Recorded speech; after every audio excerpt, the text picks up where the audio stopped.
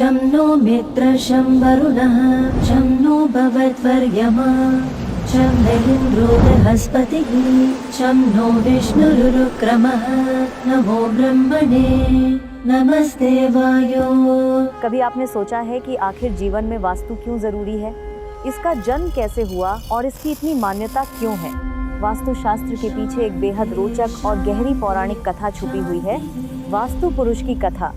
एक अंधकासुर नाम का राक्षस था। उसने बहुत तपस्या की और ब्रह्मा जी को प्रसन्न करके वरदान मांगा कि जितनी बूंद खून की जमीन पर गिरे उतना ही मेरा एक रूप प्रकट हो जाए, यानी अंधकारसुर के खून की बूंद जहाँ भी धरती पर गिरेगी वह एक नया अंधकारसुर जन्म लेगा। जब वरदान मिल गया तो वो भ्रमण करने निकला।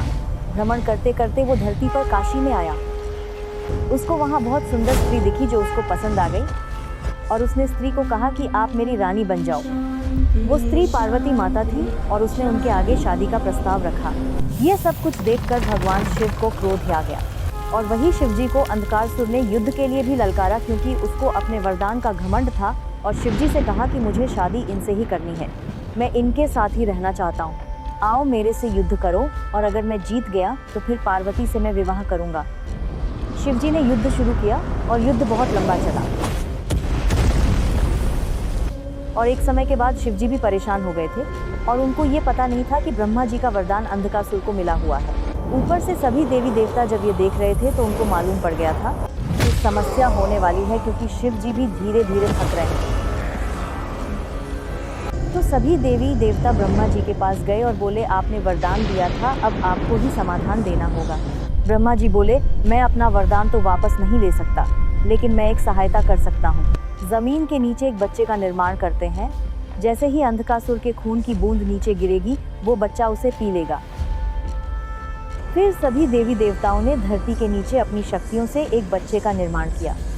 युद्ध के दौरान भगवान शिव का पसीना और अंधकासुर का खून दोनों ही धरती पर गिरने से पहले ही वह बच्चा उसका सेवन कर लेता। इस वजह से उस बच्चे में दोनों का अंश बनने लगा।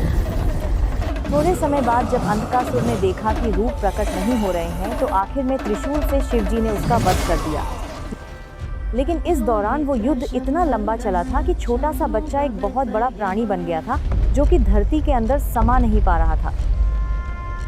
वह जब शिव जी के सामने आया और बोला, पिताजी मुझे बहुत भूख लग रही है। शिव जी ने कहा, आपको जो चीज़ पसंद है उसे आप खा लो, अपनी भूख को मिटा लो। ये कह के शिव जी आराम करने चले गए और कहा कि मुझे कोई उठाएगा नहीं, मैं थक गया हूँ। वास्तु पुरुष जब तक पेड़ पौधे सब कुछ खा रहे थे उसमें कोई दिक्कत नहीं थी, लेकिन उन्होंने जीव जंतु को भी खाना शुरू कर दिया था। तो अब देवी देवता डर गए थे और वही वास्तु पुरुष ने असुरों को भी खाना शुरू कर दिया था। तो असुर भी डरने लग गए थे। अगर ऐसे ही चलता रहा तो पृथ्वी का तो नाश हो जाएगा।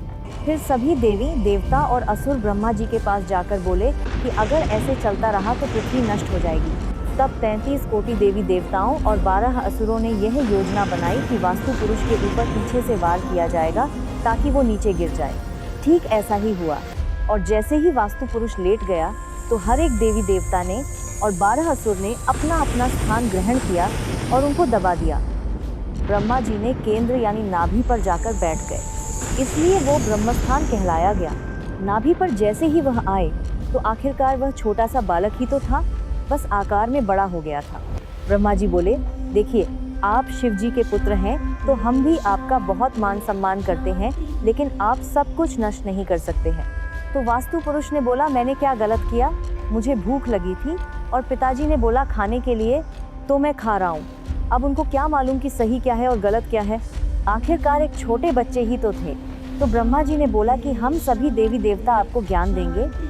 फिर ब्रह्मा जी ने बोला विश्वकर्मा जी को कि अब आप लिखिए कि कौन सा देवी देवता कहाँ पर बैठा हुआ है। वास्तु के अंदर 45 देवी देवताओं को गिना जाता है। अब सवाल है कि 45 क्यों? 33 अपने कोटि देवी देवता और 12 असुर ने मिलके ही उनको शांत किया था और साथ में वास्तु पुरुष को ये वरदान दिया कि जैसे हर एक पूजा के समय गणेश जी की पूजा की जाती है, उसी तरह अगर कोई भी भवन या प्रॉपर्टी से जुड़ा कुछ काम होगा तो सबसे पहले आपकी पूजा की जाएगी, और अगर आपकी पूजा नहीं की गई तो आपके प्रकोप को उनको सहना पड़ेगा। इसलिए कभी भी आपने देखा होगा कि भूमि पूजन में वास्तु की भी पूजा की जाती है, वास्तुशास्त्र सिर्फ घर बनाने का तरीका नहीं बल्कि जीवन जीने की एक कला है जहां इंसान और प्रकृति के बीच संतुलन हो। आप इसे माने या न माने, लेकिन इसका मूल संदेश बहुत साफ है। जब हम प्रकृति के साथ तालमेल में रहते हैं तभी असली सुख और शांति मिलती है।